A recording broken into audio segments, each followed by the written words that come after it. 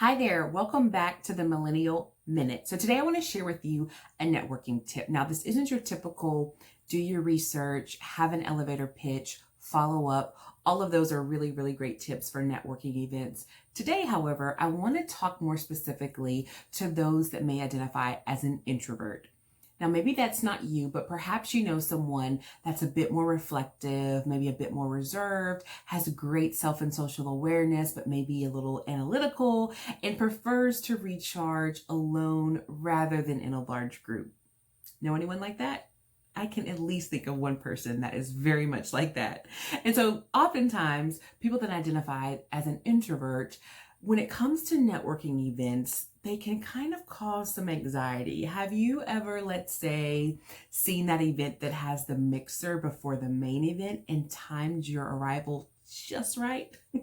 If that's you, I want to encourage you to show up confidently at your next networking event. And I want to give you 3 tips to do that. So, when I'm walking into a room where I don't know anyone and I've shown up at a networking event alone, I do 3 things.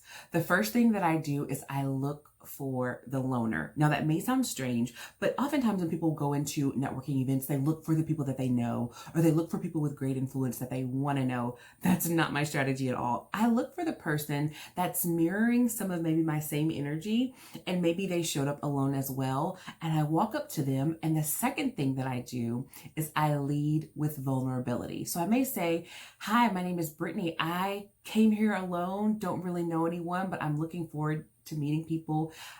I'd love to get to know a little bit more about what you do." Boom, that wall comes down. I've shared that, hey, I'm here alone as well, looking to meet someone. And then I find that common connection. And I don't know about you, but I believe that regardless of how things may appear on the surface or how different we may show up as on the exterior, there is always something that we have in common. So I find that common interest throughout the conversation, and then I glance around the room and I find that third person. And now it's not just me walking over, now it's we're walking over to meet the third or fourth person.